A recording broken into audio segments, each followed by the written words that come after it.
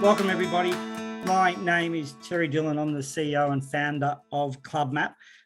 We've been running webinar series for 2.5 years now, but this is our first sport specific. Normally on a Monday night, we have lots and lots of different sports.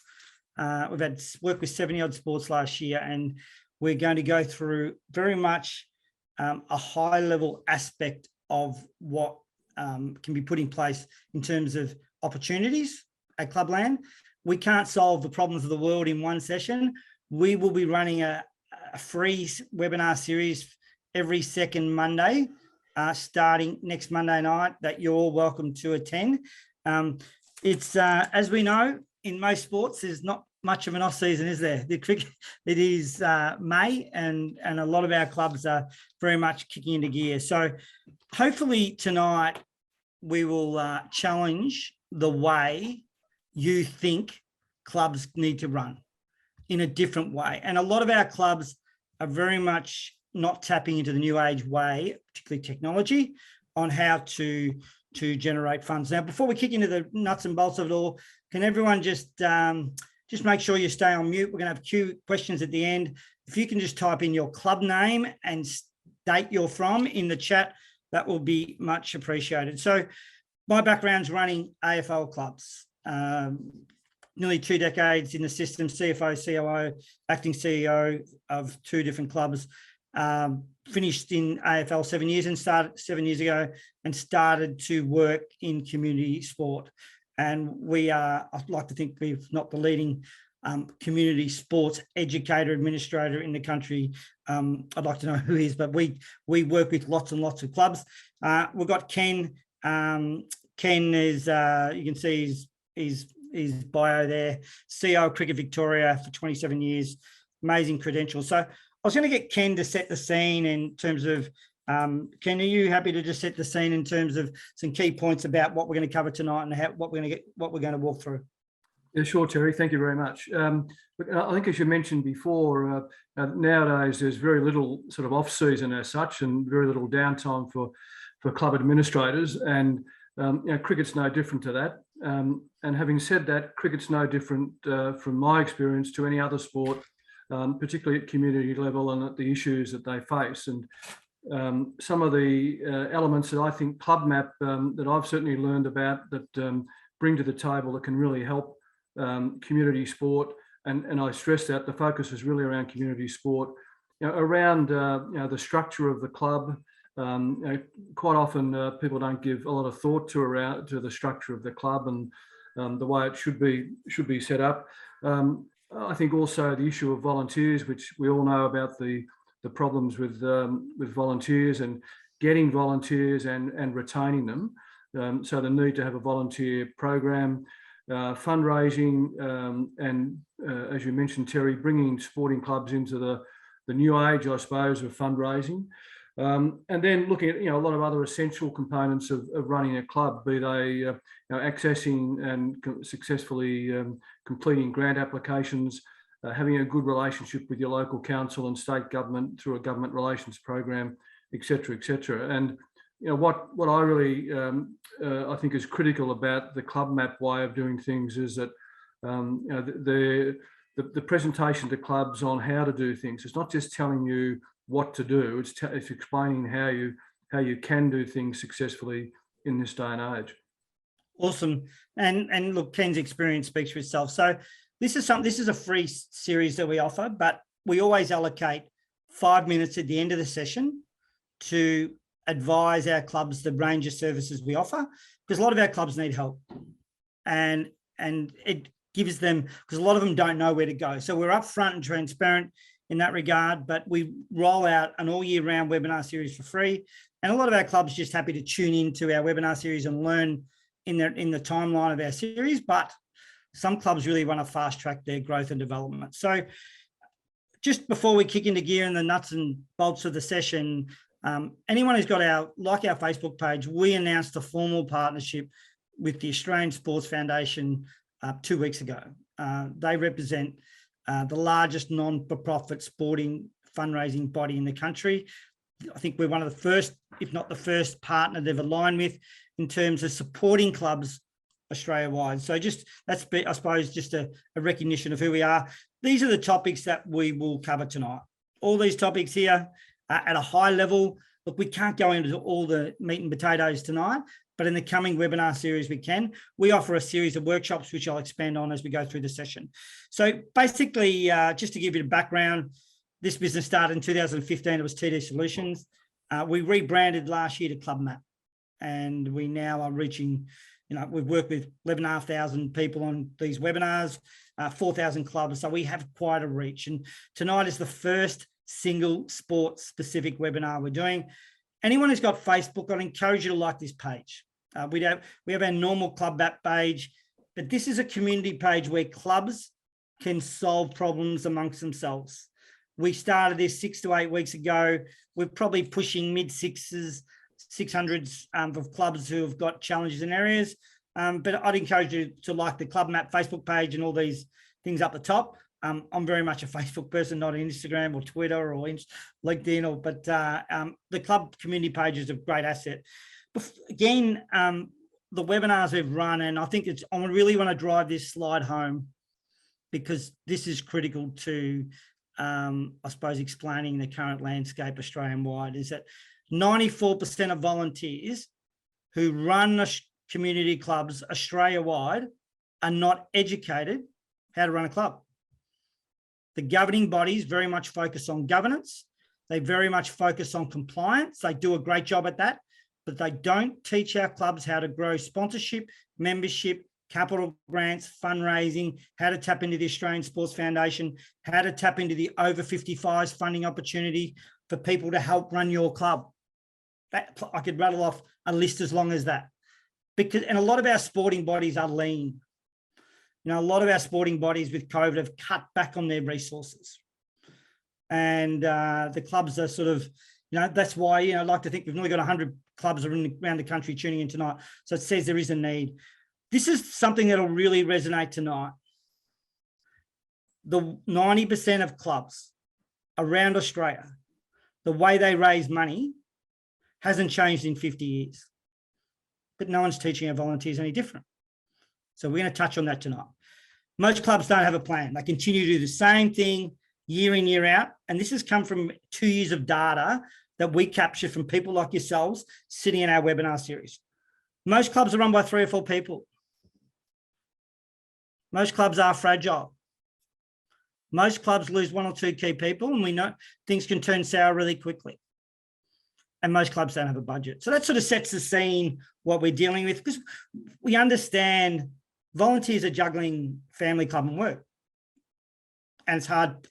Very rarely do I see anyone get 3 right at the one time, to be fair, but something has to give. So this is the issues that are confronted at community level. Volunteers is purposely number 1. We're going to spend a little bit of time on structure, finances, revenue, online presence, planning and education. So that's our sort of core business. And I always talk about, there is a formula to running a sporting club. My background is running professional sport. I've been in community sport in this business for 7 years, but been in community sport all my life. But at the end of the day, you got to get your structure right, your community structure. You got to run it like a business, albeit you might be turning over 20 grand or 50 grand. You got to raise enough money to pay the bills. This is the biggest mover in my time in 6 or 7 years doing what I'm doing. Clubs are still very much in the 80s and 90s technology-wise. And as you go through the webinar series, you'll see that investing in your core business, your coaching, and sometimes your equipment, etc. But a lot of our clubs are hamstrung because they don't have the revenue model to pay the bills, facilities and culture. So that's what we talk about as formula. So just to be clear, we can't cover everything tonight, but these webinars, and they're double webinars, will be run over the next every 2 weeks on a Monday night, and they're free. The next session is on committee structure, then volunteers, then planning, finances, online presence, membership, sponsorship, technology, grants and facilities. We were doing 15 webinars previously, and we've cut them back to about 8 or 9. But anyone who attends tonight, you'll see that you can register any of these free of charge. So this is what we're going to cover tonight. the pressures that current clubs are under, the ability to share the load, new age fundraising. We're going to talk about membership and sponsorship. A lot of our community clubs struggle at that because they don't know what they're selling. And often the structure doesn't lead to a positive result. And we're going to talk about the essential planning and grants and facility tips. So again, cricket club webinar. So when is the perfect time to plan? We've a lot of clubs still might be in break mode, but I know with a lot of my community clubs, things don't stop often, do they? They continue to move, and you have to continue to move with it. So obviously, I think now, we're nearly 2 months post-season, using the next June, July, August, September, really setting yourself up for an outstanding 2022-23. So one of our key themes, actually, I might get Andrew to I'll throw Andrew in here, but just talk about the importance of sharing the load, Andrew. Absolutely, TD. Look, at the end of the day, you mentioned it earlier in terms of volunteers have to balance various aspects of their life, and you can't balance it all. So the key to a successful structure is having, I call it square pegs in square holes, round pegs in round holes. People that can actually do a job, do it really, really well, and focus on that. So when you're in a role of president, secretary, treasurer, whatever it might be, you can zero in and focus on that. Absolutely. And I want to put this on. I think it's really important. People think you need to be on a committee to help. A lot of people don't want to go on a committee, but it doesn't mean they can't contribute. Most of the committees we deal with, most of them are 40 years and over. The odd exception, but usually 80% are 40 plus. The people 40 and under are putting food on the table, trying to raise a family, pay a mortgage. But they're the sort of people that may not, in their stage of their life, willing to commit to training and game days and committee meetings, but it doesn't mean they can't contribute. So we promote a 3-tiered structure. I'm going to spend only a couple of minutes on it tonight, but next Monday, we're doing a full 45-minute just on structure. So we promote a 3-tiered structure, and we talk about the executive. And executive committee, the people who make the decisions.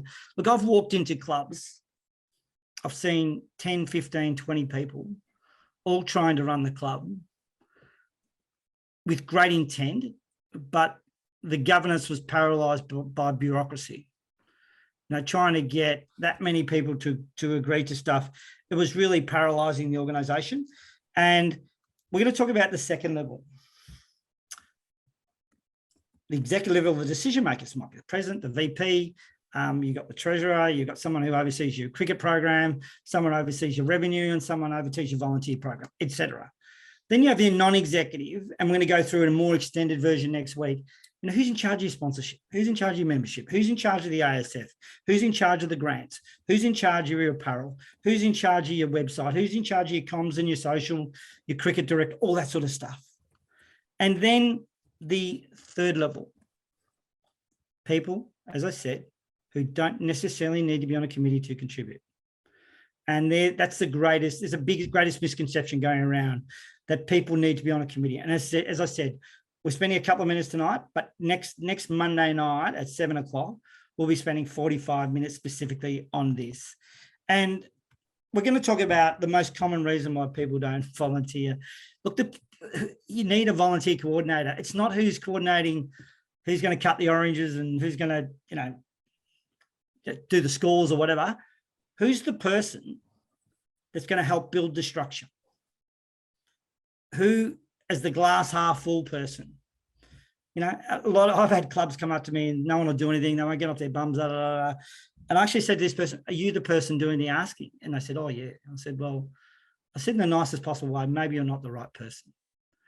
Because some people most clubs have one or two people that drive you crazy in each club, right? I'm just being frank. And they can be the blockers. So, and a lot of people find a couple of blockers on committees, and whilst they're on there, I'm not going on there. And again, you just got to make sure whoever that volunteer coordinator, the glass half full, someone who can, paint the picture about what the roles involved, And we'll go into more detail next week about people want to know what they're walking into. You know, here's a basic position description. This is what you're going to be doing.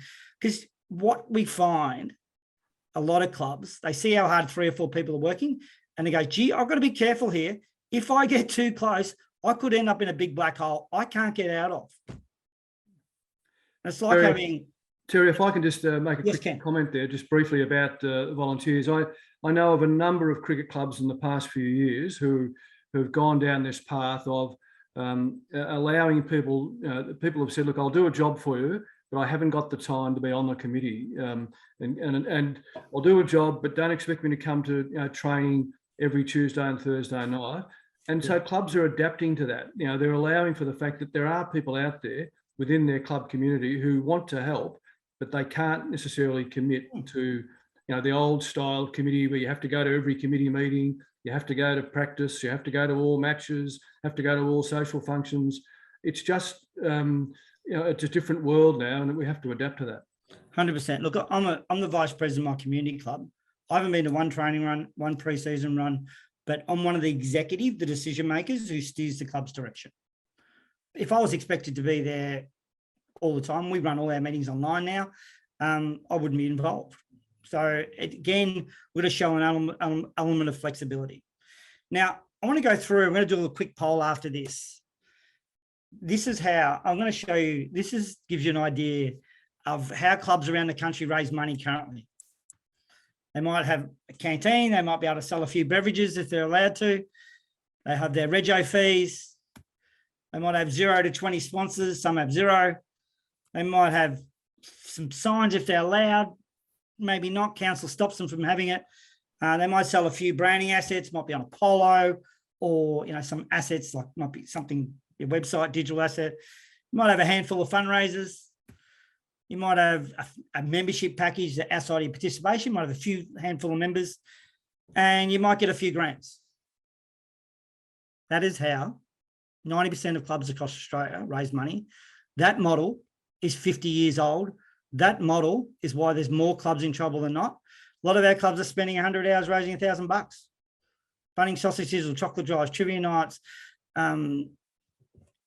raffle tickets, that sort of stuff. But again, they're great community exercises, but gee, 100, sometimes there's 100 hours to raise $1,000. We're going to teach you there's some smarter digital ways to raise money than the initiatives. So I'm going to quickly do a poll. I've usually got a right-hand man do it, but I'm going to do this now. I'm going to kick this into gear. And if everyone could just commit to answering these, because this is hopefully thumbs up if this has come up on your screen. Yeah. Okay. So if everyone can have a go at this, does this revenue model reflect how your club currently generates revenue? And then we're going to ask everyone, the reason why this is important, some of our clubs, if everyone can just kick that into gear, some of the clubs think it's just them that are maybe under pressure. But when they hear, and we're going to hear firsthand tonight, exactly, what's going on around, we've got, I don't know how many we've got tuning in at the moment. What have we got? About 100 and something. And the third question, is your club run by 3 to 4 people? So it'll be interesting to go through the polls, and I'll give you a flavour of what's actually happening around the country. And I think we're probably going to nearly go, we'll just give it another 10, 20 seconds because the results are coming through pretty quickly, but they are coming through very quickly. So we're up to about 80 that have already answered the poll. They're still going very quickly, so I might as well let it run its course. I'm going to end it now. So I'll bring this up now, end poll, and share these results. Okay. Rightio. Does this model reflect, can you see that the results on the screen? Yep.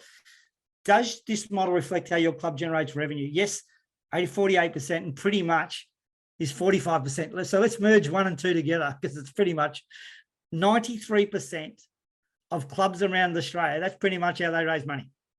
Remember I said 90% in my earlier stat?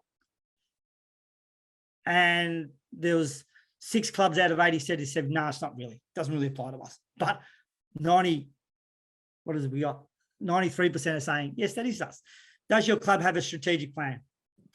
17% do, 30% do, but it's not up to date. So look, it's not great, is it? Look, that's the biggest gap. We're saying 17% of clubs have got an up-to-date strategic plan now. Ken can talk about the importance of strategic planning. Is your club run by 3 or 4 people? 53% said 100% said yes. And kind of, we have a bit more help. But yeah, there's not too many people who said, we actually had 5 who said we've got plenty of volunteers. Well done. That's the exception more so than the rule. But I think it's worth just going through that exercise to give everyone a flavour of what's happening Australia-wide, right? Now, common pressures. I mentioned about the 100 hours to raise $1,000, you know. And, you know, a lot of our clubs aren't generating any money online. They don't know about some of the initiatives, some of the digital revenue initiatives that they've never heard of. They're not commercialising the Australian Sports Foundation. Every single club in Australia should be registered with the Australian Sports Foundation, right? We did a webinar last week with the ASF. We might even share that as a one-off for anyone who attends tonight as to the benefits of partnering with the ASF, right? And what that means. This sounds strange. We are steering clubs away from fundraising. Fundraising's hard. Okay to do 1 or 2, but do them well and try and get a 5-figure outcome.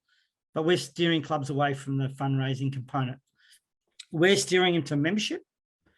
We're steering into sponsorship. And a lot of our clubs struggle in that space. Oh, we can't charge a membership. We don't charge at the gate. That's rubbish. 70% of memberships Australia-wide, doesn't matter what sport I'm dealing with, want to tap into the past or connect with the past. They don't, but their databases aren't where they need to be. Their databases are often sitting in Excel spreadsheets on various people's computers, and whilst they're holding the roles, and once they move on, that data never sees the light of day ever again. Rather than have a centralized platform to bring it together. That's an example of technology and systems that we'll touch on as we get through. But membership, we're steering clubs very much into the membership and sponsorship. It's hard to get into all the detail tonight because we can't. We've got 40 minutes, right? Every webinar, every second Monday from now in, that's when the how comes into play. So I'd encourage everyone to do that. If I had to leave you one tip about running community clubs, and people who've sat in my sessions, they probably think I'm mad, but if I had to give you one tip about any community sport I deal with, it's this. Membership, membership, membership, membership, membership, membership, membership, membership. Clubs don't do membership well because their data's average. They can't tap into the past. They don't tap into their players to sell memberships. And people often think, we've got nothing to sell. You have, but you don't know what you're selling. So when we have the membership webinar, we'll go into how to keep it simple. If you're going to run a membership program, you can't just take their money. You've got to communicate with them with a newsletter example, right? 70 people just want to be connected. You know, we have a lot of people who come and go from clubs. Once they leave, minimal to no contact is made with those people. You know, $25 membership, $50 membership, $100 membership. You might have a membership that you can register with the ASF that gets a tax deductible donation. That could double someone's contribution because you've registered with the ASF. We'll go into the detail with that. Sponsorship. You know, we're steering clubs away from the gold, silver, platinum, bronze packages. Some clubs want brand awareness. Some sponsors want brand awareness. Some sponsors want match day exposure, and some people want to tap into your network. A lot of our cricket clubs said, look, we don't have many turn up to our games. I said, tell me what your database is. Tell me how many players you've got multiplied by 3, which is the connections, the parents or the grandparents or whatever. But some of our clubs are, with their social media following, they might have a 2,000 to 2,500 people following their club. That's not fresh air, but our clubs aren't commercialising it. They're not commercialising it.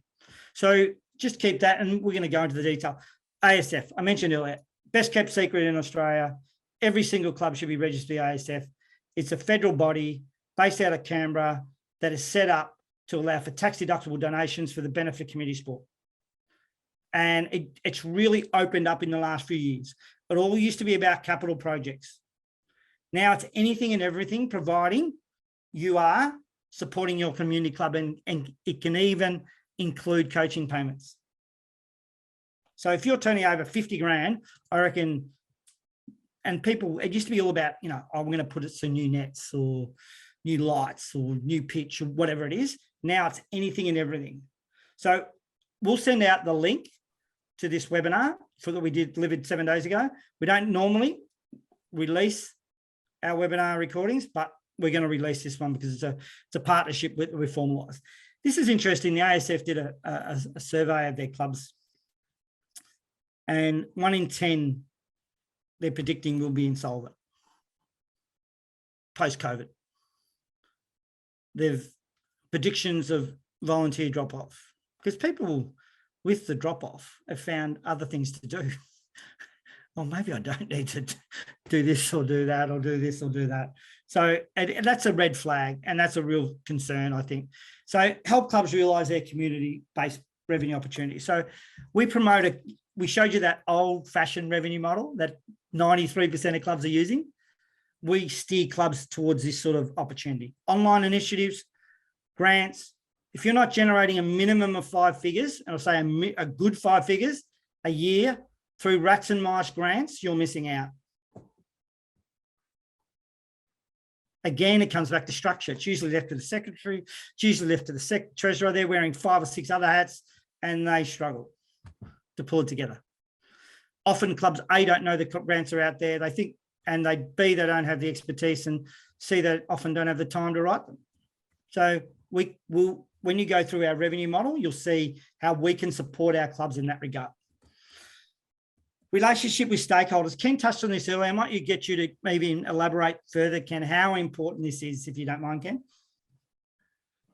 Thanks, Terry. Look, there's nothing new about any of this. But it's just vital that, you know, that the links and are open to all of the relevant stakeholders that are important to a club, be they the council, their association, or the state body, and in some cases through to the national body. Through, in this case, Cricket Australia, through they have a national grants program, which every club should be aware of. And having a government relations program is not too difficult, and it's one of those jobs that you could potentially have a volunteer, put their hand up and say, "Look, I'll look after that for you."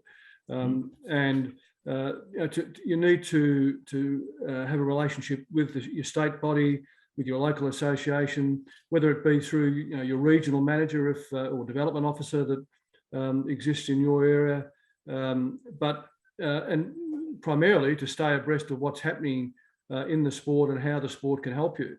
Even with in cricket's case, through the Australian Cricketers Association, the Players Association run a program of grants that assist clubs. So there's a whole range of issues that that you can gain support from by having a good relationship with your council in particular and your state body. I think it's also very important when talking about grants that I know in years gone by, 30, 40 years ago, a lot of clubs didn't really talk to their councils other than to complain about their, the leases that they were under, or complain about the condition of the grounds in the changeover from footy season. Hopefully that's now gone, and clubs are talking to councils on a regular basis about grant opportunities around the issues that are affecting their clubs and so forth. Yeah, perfect. Look, Ken's experience is unparalleled, I think, Australia-wide. And we're fortunate to have someone like Ken involved with us. And the strength of working with so many sports and clubs, we pull together all the good stuff and we make everyone's life so much easier. And we don't give everything away because we have a business to run, as you'd appreciate. But I'll give you one perfect example how this can be a game changer for clubs around Australia. There's an initiative available to clubs around Australia for people that are 55 years and over to be paid 14 grand a year to help run your club by working 30 hours a fortnight. Now, I'm not going to answer any details on that tonight because that'll lead to about 20 questions, right? There is some red tape. Yes, there's some paperwork to get through, but it is an absolute game changer for clubs that can tap into. I'm 57. I don't reckon I'm washed up yet. I reckon I've got a bit left to put back into community. So, and hopefully Ken probably thinks the same.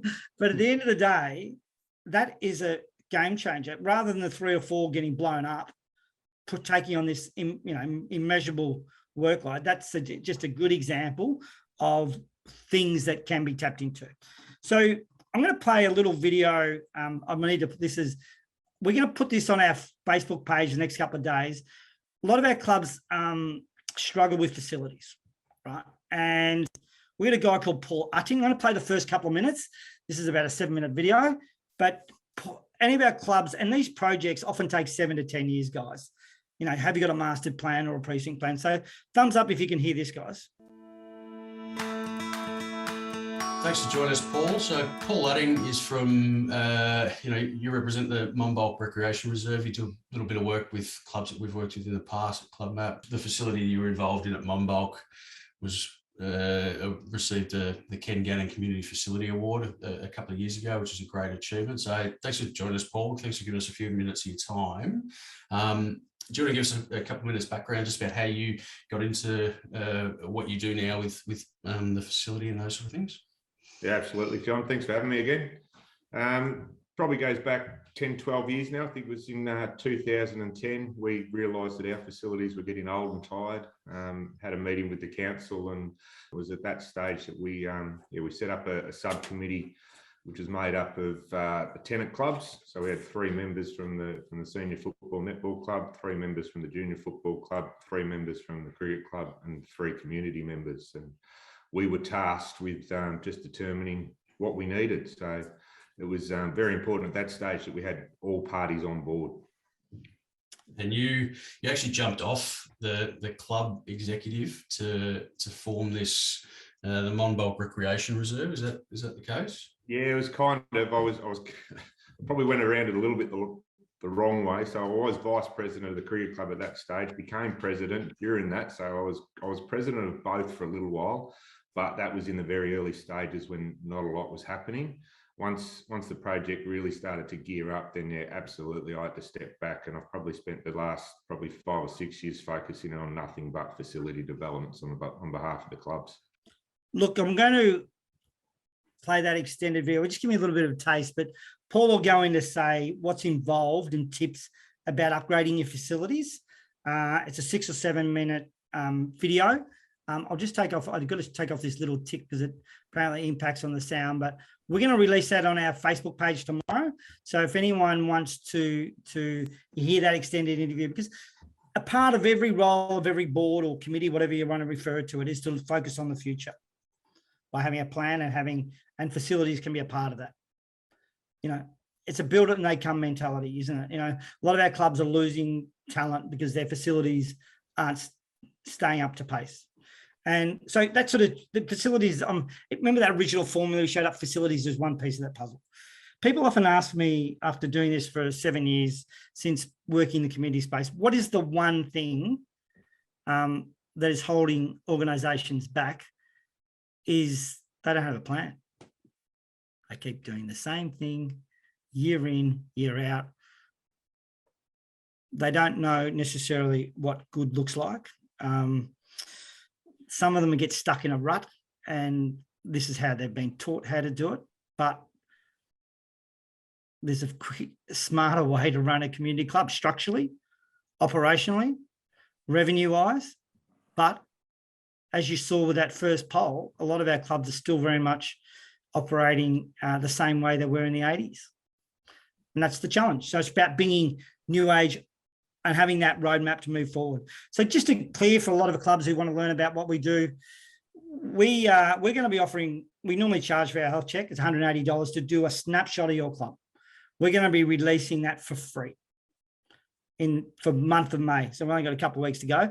Anyone who attends tonight, we're going to email you out with a free access code where your committee can fill out a 15 to 20 minute survey. Because often a lot of clubs don't, it's hard to fix something when you don't know what's broken, right? So that's the health check, at least gives you that starting point. And again, any SSOs here, any leagues, any councils, we do group health checks for them at affordable price. We also spent a year, I spent a year filming.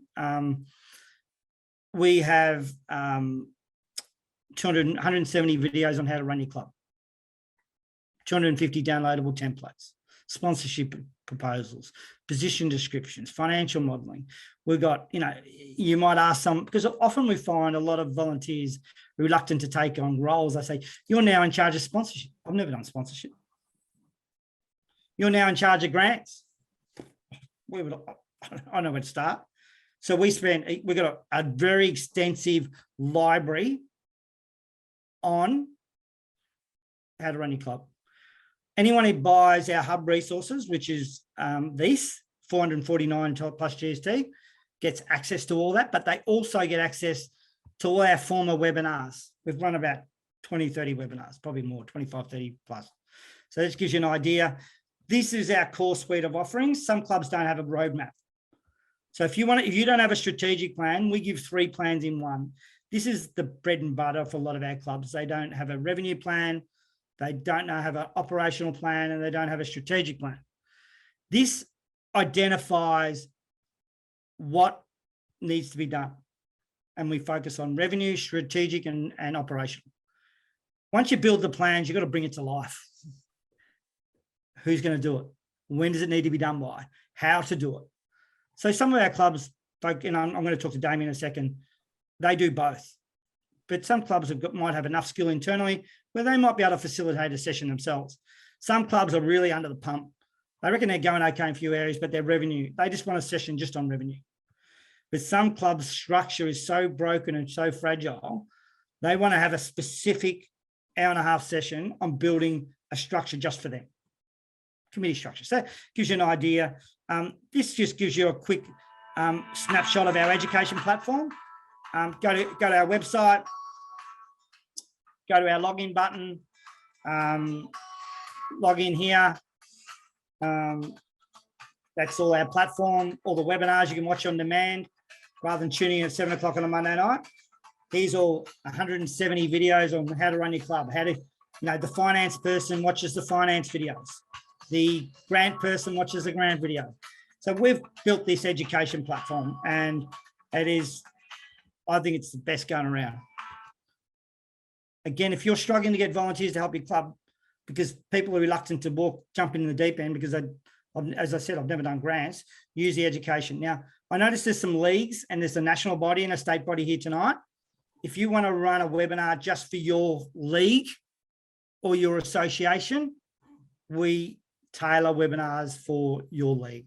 So that's obviously not club appropriate. That's more to do with leagues where they want to educate their club specifically. So this is Terry, just on that, Terry, we as you know, we've also worked or fairly recently with a number of councils, including Darebin, Banyule, Brimbank, and Brimbank, yeah, and AC, with this whole package, and put together a package for clubs specifically within their councils, and it's worked very well indeed. Great for the clubs. Council pays for it. 100%. So this is our sheet of offerings. A lot of our clubs just do A. Some want to do A and B. Some want the revenue. So that's just but it just shows you what you've got. But the important piece of the puzzle, unlike a lot of other say third-party providers, if you invest in a premium workshop, you can ring us anytime during the 12 months. It's like having another vice president in your back pocket, and just keep that as an option. So this is the journey for a lot of our clubs. They'll do a health check, they'll get our education, they'll do a premium workshop, which includes those 3 options. They'll have a facilitation session, and clubs that are 12, 24 months in, they want to review where they've come from and recharge the batteries, right? So that gives you an idea. And some of our councils and state bodies here, look, we're doing independent reviews of leagues, basketball association, all Ovens and Murray, all those sort of leagues, but we offer these services as well, but that's not for the clubs. So I want to introduce Damien O'Sullivan. Damien is the president of Holy Trinity. You there, Damien? I'm here. Welcome, Damien. So Damien, thanks for coming on tonight, but I just want to, Damien's the president of Holy Trinity, and we were engaged by Holy Trinity. Well, Damien, you can tell me when, but probably before your season last year, just to talk about the process that you went through, Damien, and the positives and how we helped your organisation? Yeah, sure. Thanks, Sherry. So we were introduced to CLUBMAP via the council, so Darebin Council, and the Darebin Council then ran a funding round, and they supported the CLUBMAP engagement with you, Terry, and obviously, and it developed a great relationship. We've got a great relationship with Darebin Council and an ongoing one. We won the funding, did the initial program with CLUBMAP, got the club, got all the leadership and all the members involved. It was very successful.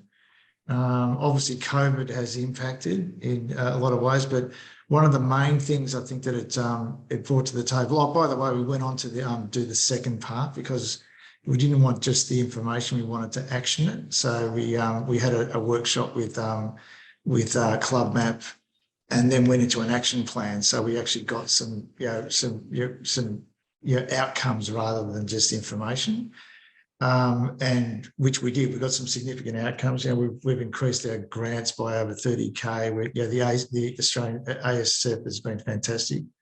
But the main thing has been the roles, the organisational structure. That's made a massive difference because, like you said, Terry, it was like 4 people doing 90% of the work, and the president, and I was selling a lot of hot dogs. I don't sell any hot dogs anymore, so which was good. So, but I'm still, it gives me the opportunity to be around all the games where it's a significant club. We've got 200 players. 7 senior teams. We've got 10 junior teams. We've got a vets team. So it's it's a dedicated cricket club. So it's been a significant impact, especially the roles, because when we got the position descriptions, we could then start to hone in on who is doing on who. It's not like people don't want to do stuff; they just don't know what there is to be done. So they just see the people doing all the work.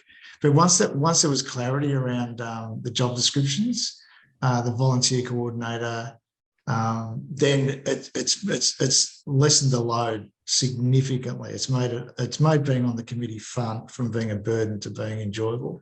That out of all the things that we did in the last 12 months, it was getting the structure right. Made a massive difference. I mean, we've done some good stuff with grants. We ran a membership, just to test the membership funding opportunity that you put in place for us, Terry, that we got the software.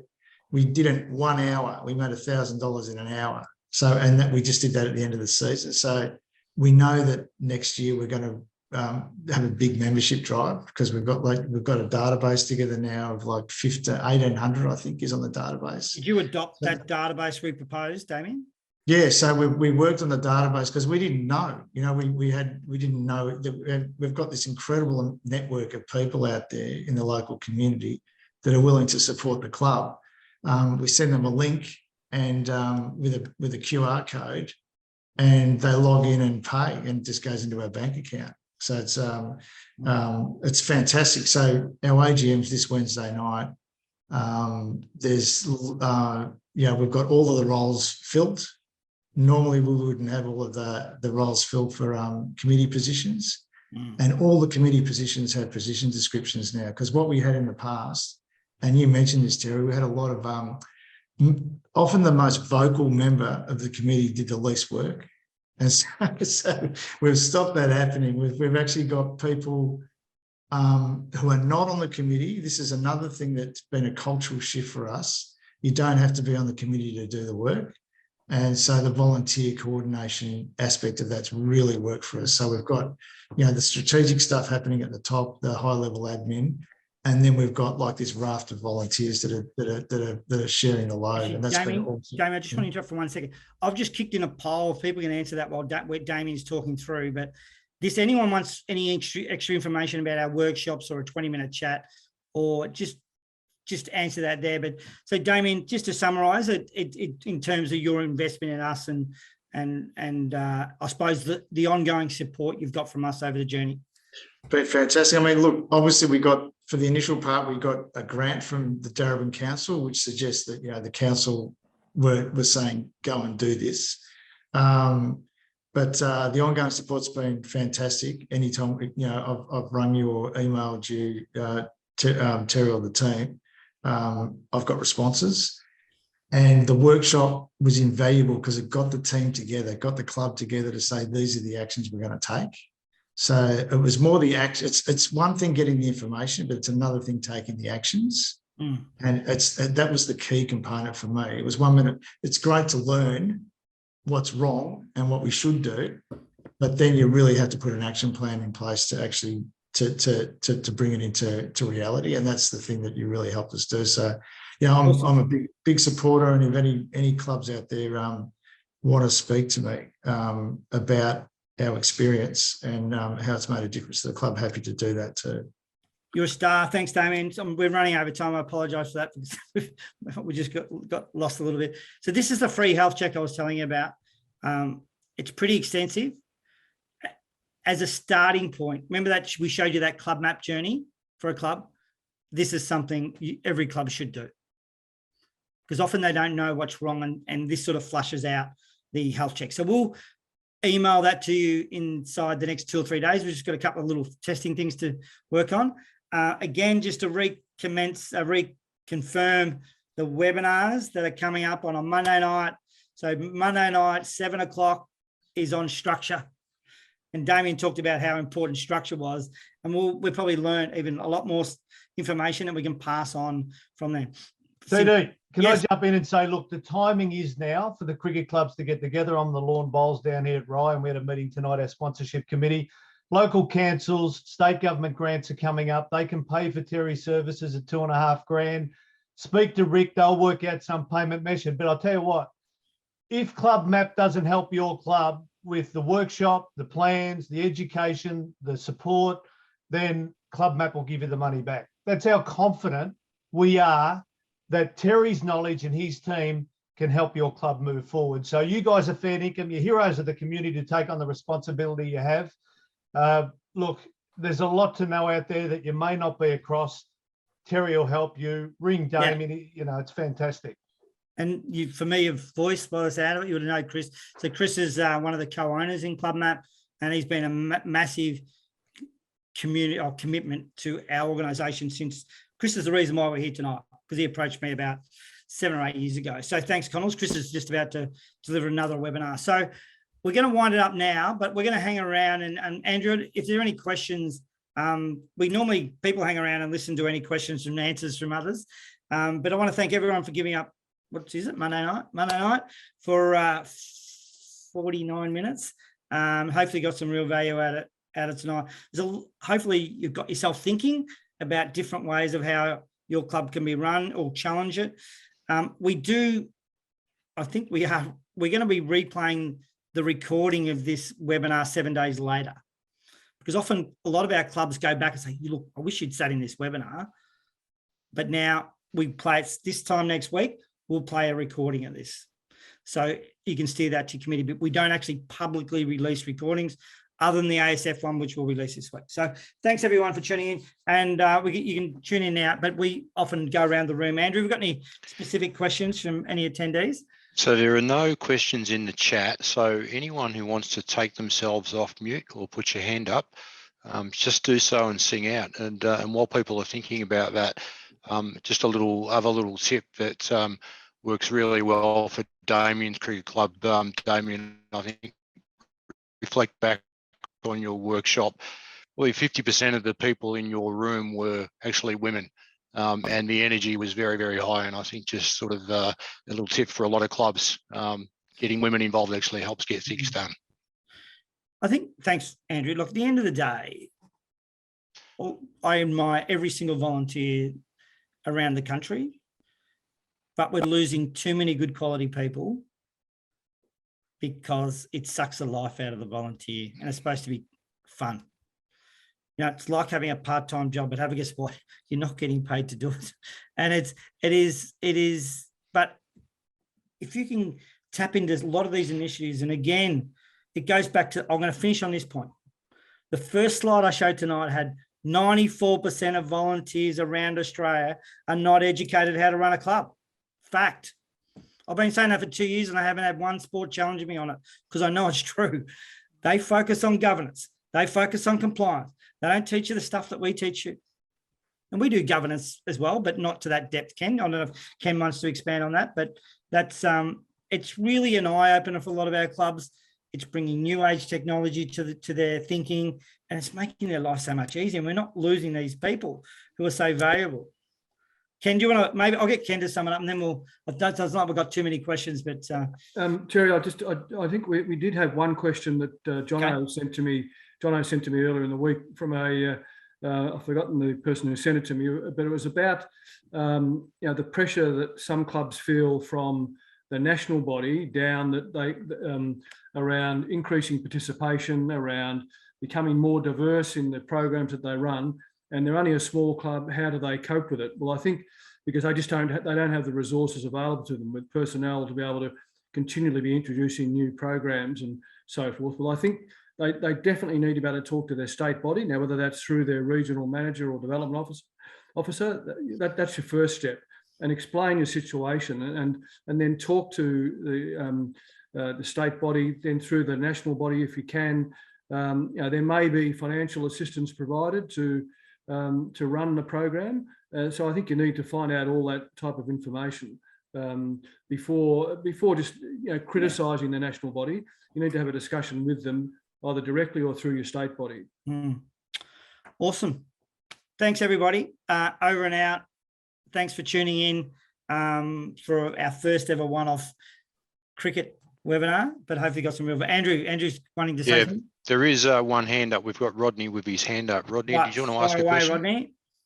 Yeah, look, I guess one of the biggest challenges that we found as a cricket club is our aging demographic as a club and our lack of juniors coming into the club.